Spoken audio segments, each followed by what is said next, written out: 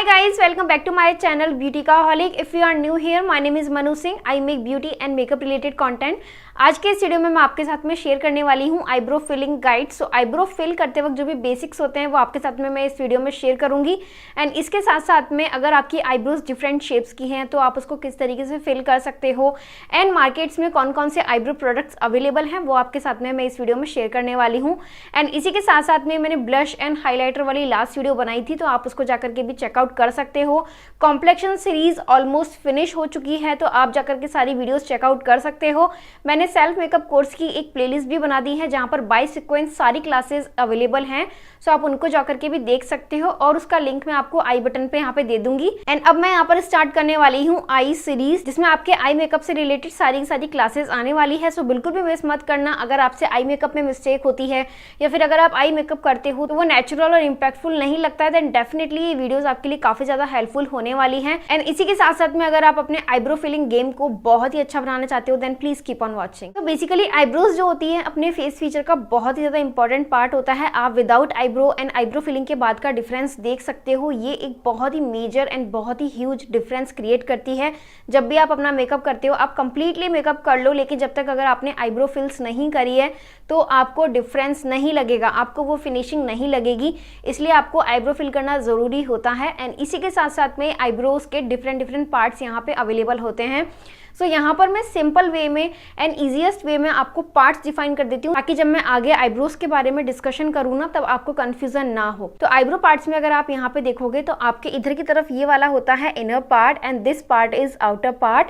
And आपकी eyebrow की जो लाइन्स होती है आप upper lines and lower lines fill करते हो तो आपकी जो अपर वाली लाइन है उसको आप अपर लाइन बोलते हो एंड नीचे वाली जो लाइन आती है उसको लोअर लाइन्स कहते हो, ठीक है। सो बेसिकली यहाँ पर जो सेंटर वाला पार्ट होता है आपके आईब्रोज का एकदम मिड वाला पार्ट ये होता है आर्च। इस पार्ट को यहाँ पर आर्च बोला जाता है। अगर आपकी आईब्रोज राउंड है तो आपके आर्च इतना ज़्यादा डिफाइन नहीं होगा, लेकिन अगर आपकी आर्च हाई है या फिर सॉफ्ट आर्च है तो उस कंडीशन में आपका आर्च काफ़ी अच्छे से डिफाइन होगा।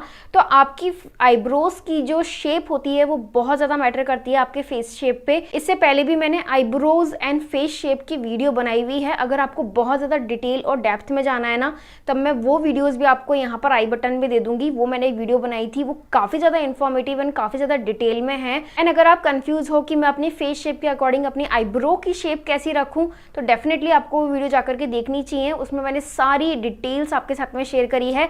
उसका लिंक मैं आपको यहाँ पे आई बटन पे दे दूंगी, आप चेकआउट कर सकते हो। सो यहाँ पर अगर मैं बात करूँ तो आपको यहाँ पे पार्ट्स के बारे में पता लग गया है। तो बेसिकली जितने भी आपके आईब्रोज के जो हेयर होते हैं, जो भी आपके हेयर के बीच का जो पार्ट होता है दैट्स कॉल्ड स्पार्स एरिया, तो उनको आप फिल करते हो जिससे आपकी आईब्रोज का लुक बहुत फुलर लगता है, ठीक है। अगर आपकी नेचुरल आईब्रोज काफी ज्यादा फुलर हैं, काफी ज्यादा अच्छे से फिल हुई हैं तब आपको आईब्रो फिलिंग बहुत ही कम करनी होती है। लेकिन अगर आपकी आईब्रोज बहुत पतली है, बहुत थिन है, लेस हेयर है, थिन हेयर है देन डेफिनेटली आपको अपनी आईब्रोज को एक प्रॉपर शेप देनी होती है ताकि आपके मेकअप का रिजल्ट बहुत ही अच्छा आए। तो आईब्रो की शेप जो होती है वो आपके फेस शेप से बहुत ज्यादा मैटर करती है। अगर आपका फॉरहेड बड़ा है तो उस अकॉर्डिंग आपको अपनी आईब्रोज रखनी होती है या फिर फिल करनी होती है, ठीक है। सो आईब्रोज के अगर मैं शेप के बारे में बात करूं तो एक होता है soft arch eyebrows. Soft arch eyebrows में जो आपकी जो आर्च होती है वो काफी ज्यादा सॉफ्ट होती है, बहुत पॉइंटेड नहीं होती है। सेकंड अगर यहाँ पे बात करूं तो स्टीप आर्च।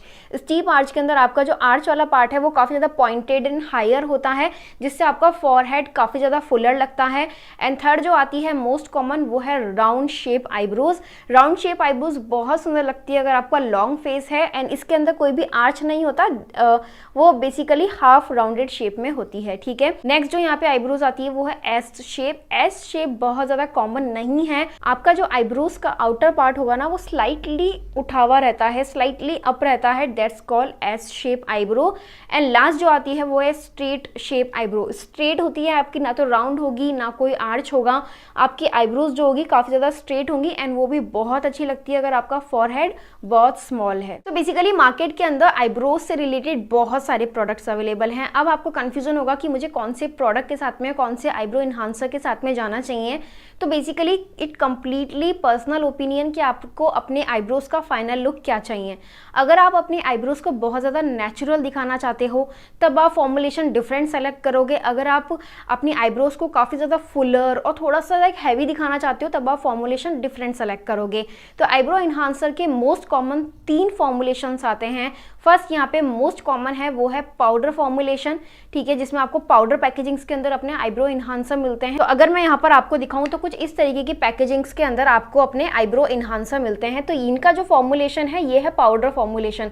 अगर आप इसको देखोगे तो ये पाउडर फॉर्मूले के अंदर आते हैं, ठीक है। तो पाउडर फॉर्मुलेशन से मैं नेचुरल भी क्रिएट कर सकती हूँ एंड ड्रामेटिक भी लेके जा सकती हूँ। सेकंड जो फॉर्मुलेशन आता है वो क्रीम या वैक्स फॉर्मुलेशन होता है, जो कि कुछ इस तरीके से पोमेट्स में आता है, कुछ इस तरीके की पैकेजिंग्स में आपको यहाँ पर दिख जाएगा, ठीक है। ये यहाँ पर होता है वैक्स या क्रीम फॉर्मूला। तो अगर आप ब्राइडल मेकअप कर रहे हो या फिर आपको बहुत, आपकी आईब्रोज बहुत थिन है, हेयर्स बहुत ही ज़्यादा थिन है और अगर आपको थोड़ा सा ओवरडू करना है अपनी आईब्रो में आउटर साइड से, देन डेफिनेटली आप क्रीम या वैक्स की तरफ जा सकते हो। एंड ये वाटरप्रूफ होते हैं, काफ़ी अच्छे स्टे करते हैं in the summer time. And third जो फॉर्मुलेशन आता है वो है लिक्विड। तो अगर आप यहाँ पे लिक्विड में देखोगे तो आपको कई सारे ब्रो मस्कारा मिल जाएंगे। तो कुछ इस तरीके के ब्रो मस्काराज आपको मिलते हैं। ये बहुत ही ज़्यादा नेचुरल फिनिश देते हैं, at the same time on the go होते हैं, बहुत क्विकली होते हैं। तो अगर आप ऑफिस जाते हो, कॉलेज जाते हो और अगर आपको आईब्रो फिलिंग करने का बहुत ज़्यादा टाइम नहीं है then you can go with these kind of eyebrow mascaras. And इसके अलावा आईब्रो पेंसिल्स भी अवेलेबल होती है, जिसके अंदर फॉर्मुलेशन जो होता है ना मेनली आपको मिलता है कौन सा, क्रीम फॉर्मूला मिलता है। क्रीम हो सकता है, वैक्स हो सकता है, ठीक है। इसमें भी आपको क्या होता है, जब आप अपनी आईब्रो पेंसिल से अपनी आईब्रोज को फिल करते हो तो आपको स्पूली से कॉम्ब करना होता है ताकि और अच्छे से नेचुरल फिनिश आ जाए। तो ये कुछ फॉर्मुलेशंस होते हैं आईब्रोज के जो आप डिफाइन कर सकते हो, जो आप चूज कर सकते हो अपनी पर्सनल प्रेफरेंस के अकॉर्डिंग, ठीक है। अब यहाँ पे बात करते हैं आईब्रो को फिल कैसे करना है। यहाँ पे क्लियर हो गया कि आपको आईब्रो इन्हांसर और आईब्रो प्रोडक्ट्स क्यों यूज करना जरूरी है। सेकंड, यहाँ पर आपको क्लियर हो गया है कि आप अपनी आईब्रोज के कौन कौन से पार्ट्स को फिल कर सकते हो अपनी शेप के अकॉर्डिंग। वो भी मैं आपको एक बार आईब्रो फिलिंग गाइड में क्लियर कर दूंगी। एंड इसी के साथ साथ में अपनी आईब्रो का शेप क्या रख सकते हो वो आपकी फेस शेप पे डिपेंड करता है। तो वो वीडियो आज देख सकते हो, मैंने आई बटन पे उसको दे दिया है। इसके साथ साथ में लिंक नीचे डिस्क्रिप्शन बॉक्स में भी दे दूंगी।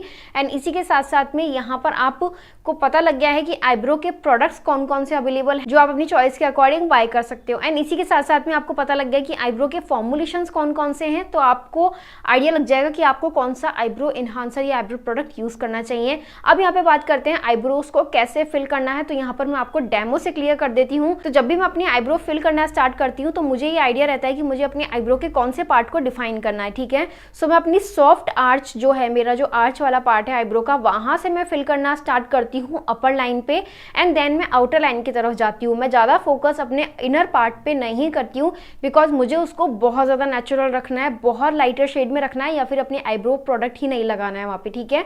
सो I do my eyebrow filling outer side, ठीक है। एंड इसी के साथ साथ में ही ये बहुत ही अच्छा होता है जब आप अपनी आईब्रोज को नेचुरल लुक देना चाहते हो, ठीक है। सो कुछ इस तरीके से आपको अपने स्पार्स एरिया में फिल करते हुए अपनी आईब्रो को फिल करना होता है।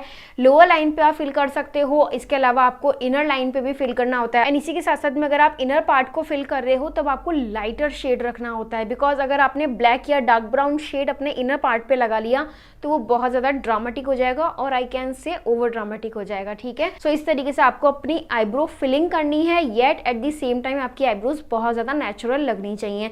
भले ही आप वेडिंग में रेडी हो रहे हो, भले ही आप पार्टी के लिए रेडी हो रहे हो, इस चीज को हमेशा ध्यान में रखो क्योंकि आईब्रो का शेड बहुत ज्यादा मैटर करता है जब आप अपनी आईब्रोज को फिल करते हो, ठीक है। एंड इसी के साथ साथ में क्लासेस सारी की सारी मैंने प्लेलिस्ट में बाय सीक्वेंस ऐड कर दी है, तो आप उस प्लेलिस्ट में जाकर के भी चेकआउट कर सकते हो। ये वीडियो इन्फॉर्मेटिव लगी हो, अच्छी लगी हो तो इस वीडियो को जरूर लाइक कर देना, चैनल को सब्सक्राइब कर देना, शेयर कर लेना जिसको भी देखने की जरूरत है। एंड इसी के साथ साथ में मिलते हैं नेक्स्ट वीडियो के अंदर।